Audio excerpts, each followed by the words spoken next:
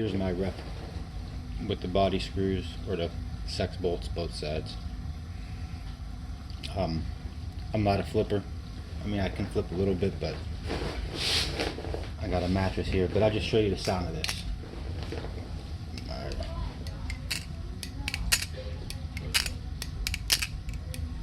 I know I'm not doing it right on it.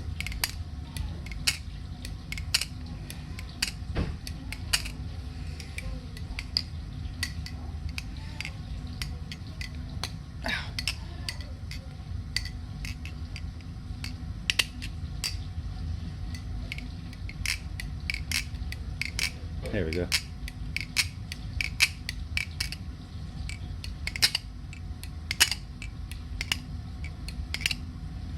Anyway, I can't flip, but here's your play.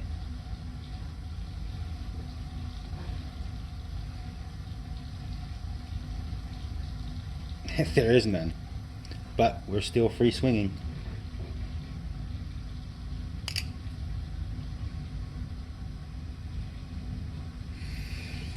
It's just got the slightest felt wiggle. You can barely feel it. Now the only issue with a tune this tight is if you adjust it, like loosen the pivot for any reason, you're going to need new washers, because when you crank the pivots down all the way and you crush that washer, like if you punch a thing of ground beef or some shit like that, or if you punch a pillow even. Perfect example. So you got your bushing, your washer.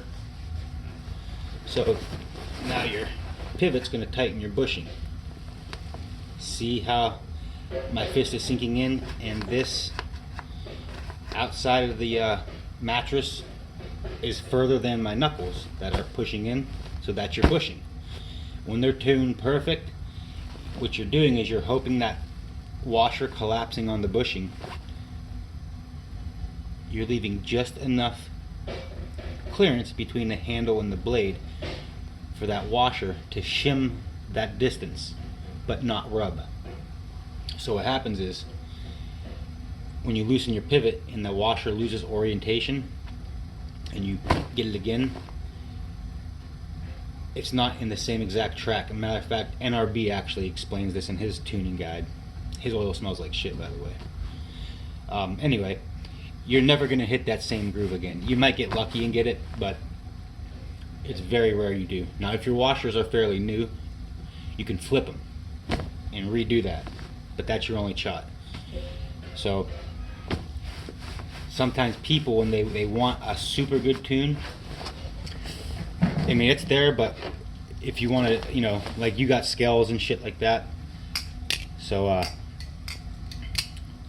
sometimes it's better to leave a teeny bit of play. I'm talking this kind of play.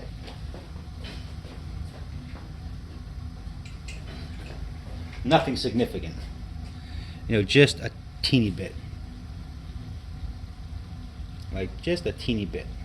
Nothing that's going to tap. Nothing that's going to be felt. Just a teeny bit. I love the sound of them fucking things. So, that's that pretty much. So, and I'll show you the difference between a Hom bushing and another one bushing. Let me see.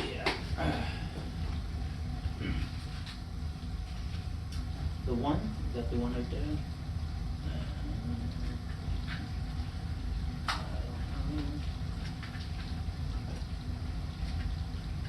Okay, here we go.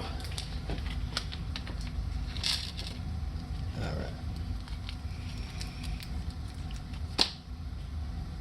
right. Now, now, as I say, there's a chance they might have used a roll size, but based on your pivots, I'd say not.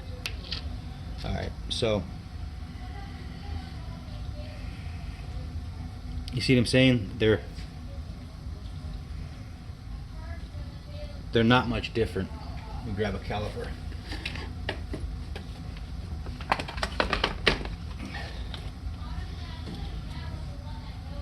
Alright. Okay. So here is the one.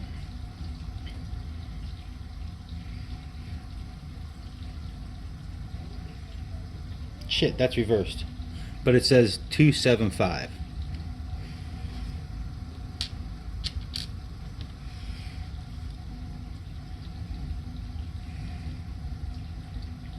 And here's Hom. 280. So we're playing with 5 10,000s. That's nothing. And I'm willing to bet the tolerance hysteresis that the one uses. Yeah, see, you got a lot of play with the one bushing or the one pivot and a rep bushing. But anyway, based on the lovely tolerances of clone knives, I'm willing to bet that Hom bushing will fit in there.